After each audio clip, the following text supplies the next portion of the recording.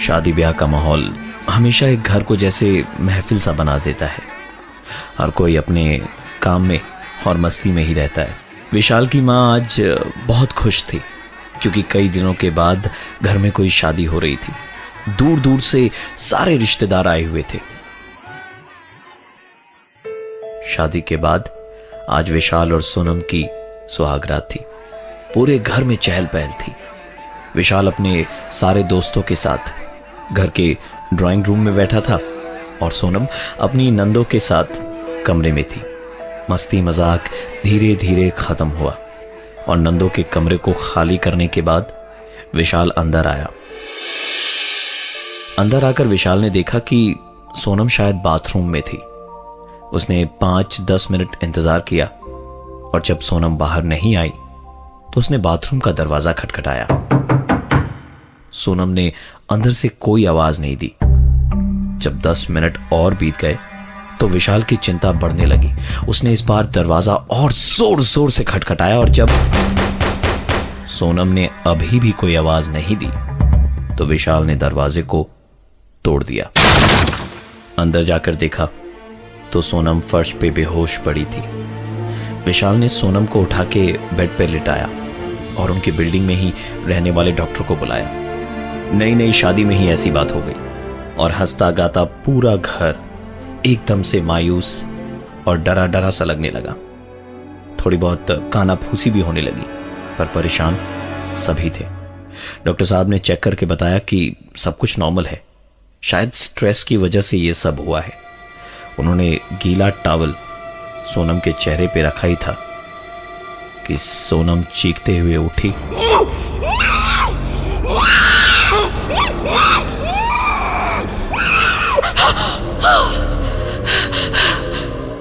और फिर बेहोश हो गई।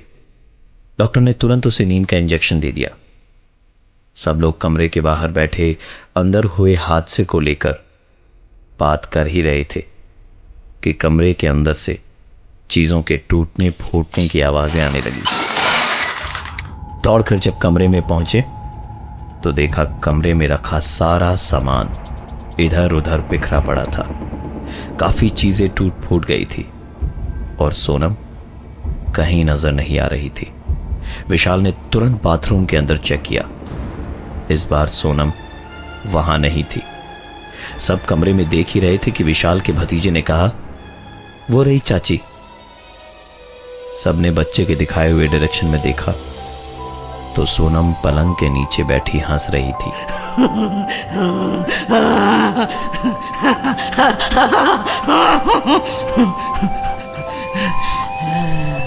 विशाल ने झुककर उससे पूछा, तुम यहां क्या कर रही हो और ये सब क्या किया तुमने? जवाब में सोनम ने जो कहा वो वहां खड़े परिवार के हर एक आदमी ने सुना। मैंने नहीं, सोनम ने किया। घर वाले इस बात को सुनकर सोच में पड़े ही थे कि सोनम फिर से बेहोश हो गई।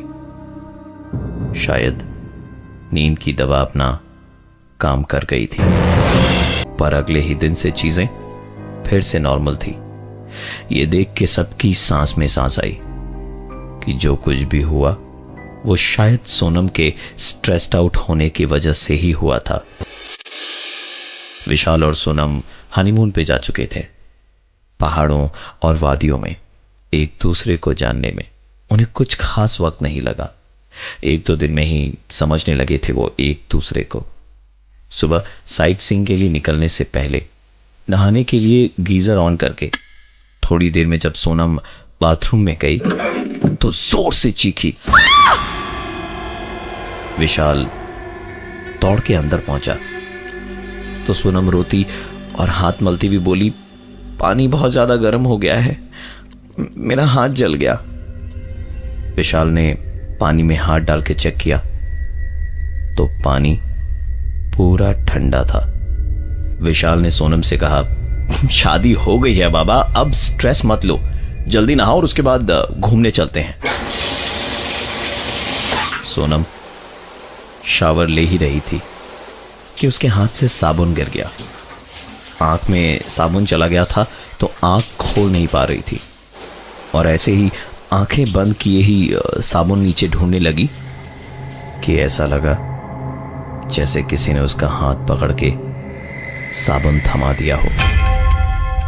सोनम ने नहाना भूल के तुरंत आंखें धोकर बाथरूम में इधर उधर देखा, जहां उसके अलावा और कोई नहीं था। सोनम ने तुरंत नहाना खत्म किया और देखा कि टॉवल लाना तो वो भूल ही गई। तो बाथरूम से एक हाथ बाहर निकाला और विशाल को आवाज लगाई कि टॉवल दे देना। विशाल जितनी देर में टॉवल उसे दे पाता, उतनी ही देर में उसे सुनाई दिया, क्या कर रहे हो, छोड़ो ना, अरे बाहर तो आने दो। विशाल पलट के कुछ बोलता, उससे पहले ही उसे सुनाई दी सोनम की चीख।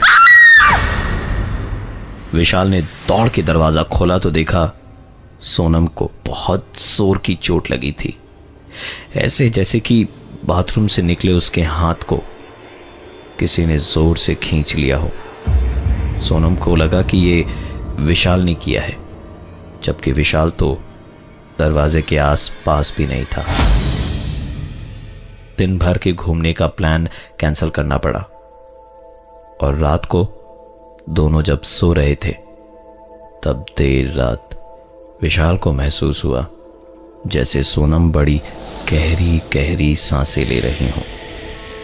उसने आधी नींद में बिना आँख खोले ही कहा, तुम्हें कोई प्रॉब्लम तो नहीं हो रही, इतनी गहरी सांसें ले रही हो? विशाल के इस सवाल का कोई जवाब नहीं आया, पर विशाल को अपने सीने पर एक हाथ महसूस हुआ। वो फिर बोला, सुबह के 3 बजे तुम्हें रोमांस सूझ रहा है? विशाल ने अपनी बात खत्म ही की थी कि बाथरूम से एक आवाज आई।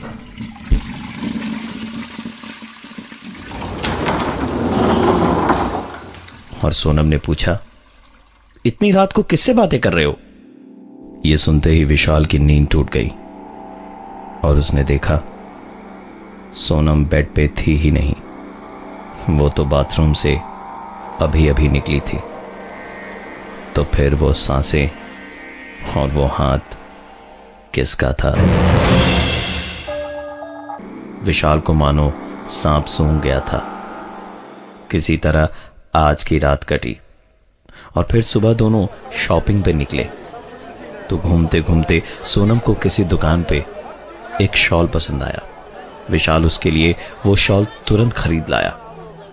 तो शॉल हाथ में लेके सोनम ने गुस्से से उसकी ओर देख के कहा, मुझे भी ये चाहिए। विशाल को लगा कि सोनम मजाक कर रही है, इसलिए उसने भी वैसे ही बोला, नहीं दे सकता, तुम्हारे लिए एक ही बहुत है। तो सोनम फिर से चीख के गुस्से में बोली, दिबी ना, शुद्ध सोनम कह देवे, सोनम कह देवे। विशाल ने रास्ते पर कोई सीन क्रिएट नहीं किया और तुरंत जाकर दूसरी शॉल ले आया। और होटल पहुंचते ही सोनम ने विशाल से जो कहा, उसके बाद विशाल कुछ बोल ही नहीं पाया। वाह मिस्टर विशाल, फिजूल खर्ची तो कोई आपसे सीखे, एक ही जैसी 2-2 शॉल खरीद ली आपने। विशाल को काटो तो खून नहीं। उसने टाइम बर्बाद ना करते हुए अगले ही दिन की टिकट्स बुक कर ली वापस गुवाहाटी जाने के लिए। फ्लाइट दिल्ली से थी वाया कोलकाता और फिर गुवाहाटी। शिमला से दिल्ली वो बस की जर्नी करके पहुंचे। बस अड्डे पर सोनम को वेइंग मशीन दिखी तो उसने कॉइन डाल के अपना वेट चेक किया। वेट आया 135 किलो, जबकि सोनम का वेट 65 से ज्यादा हो ही नहीं सकता था। उसने दोबारा वेट लिया तो फिर वही 135 किलो। तीसरी बार भी वही आया। इस बार विशाल बोला, मैडम तुम्हारा वजन तो 65 है, बाकी का 70 शायद तुम्हारे स्ट्रेस का है। और वैसे भी बस अड्डे पे आज तक किसी का वेट सही निकला है जो तुम्हारा आएगा। दोनों ने दिल्ली एयरपोर्ट से गुवाहाटी की फ्लाइट पकड़ी जो कोलकाता में कुछ देर के लिए रुकी। सोनम ने पूछा, ये हम कहां हैं? विशाल ने खिड़की से बाहर देखते देखते ही कहा, कोलकाता। सोनम को ये सुन के पता नहीं क्या हुआ, और जिसको बंगाली का एक अक्षर नहीं आता था, उस सोनम ने बंगाली में कहा, कालीबाड़ी जाबो। विशाल को सोनम की बात समझ में नहीं आई। उसने उससे पूछा क्या, तो सोनम बोली, सुनছিস ना, कालीबाड़ी जाबो। पीछे से किसी पैसेंजर ने कहा कि ये कालीबाड़ी जाने की जिद कर रही हैं जो टॉलीगंज में है। विशाल अब तक के इन इतने सारे हादसों से परेशान तो था ही, अब उसने गुस्से से अपने दांत भींचते हुए कहा, बंद करो अपना ये खड़ी खड़ी का नाटक। फ्लाइट में अगर कोई सीन क्रिएट किया ना तो उतरते के साथ ही तुम्हें डिवोर्स दे दूंगा, समझी। सोनम बुरी तरह झेप गई और बड़ी अजीब तरीके से उसने कहा, सॉरी, जाबो ना। वापस घर पहुंच के जब सारी बातें घर पे बता के विशाल अपने रूम की ओर जा रहा था, तो पीछे से सोनम की सास ने धीमे से कहा, दिक्कतें तो होगी, भूतनी से जो शादी कर ली है मेरे बेटे ने। उनके मुंह की बात खत्म भी नहीं हुई थी कि सोनम ने पलट के जोर से चीखते हुए कहा,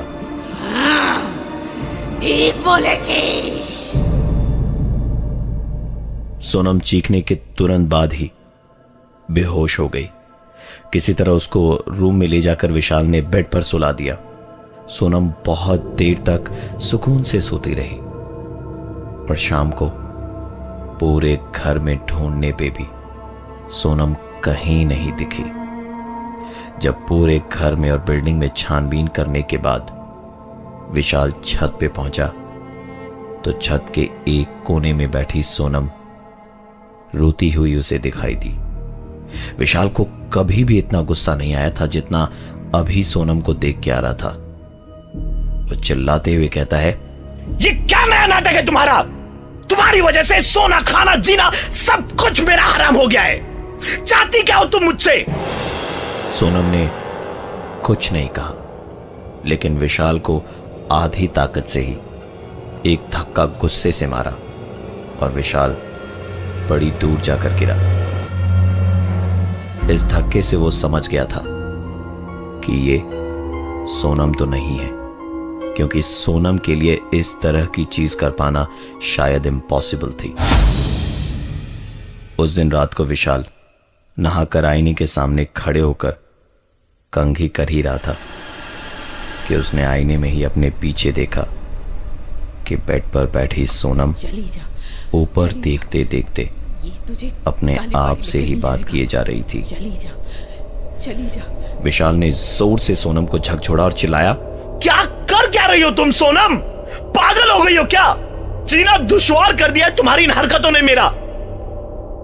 विशाल की बातें सुनकर सोनम के गले से सिर्फ एक ही आवाज निकली, ये तुझे कालीबाड़ी लेकर नहीं जाएगा, और अगर ये नहीं ले गया तो तू मुझे ले जाएगी ना?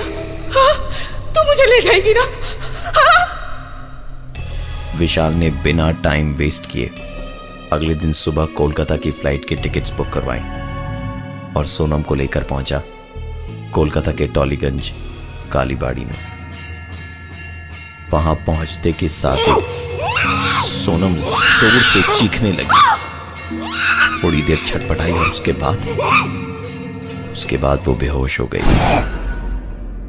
बड़ी कोशिशों के बाद जब वो होश में आई तो उसके होठों पर एक ही सवाल था, हम तो शिमला में हनीमून मनाने गए थे, ये कहां आ गए?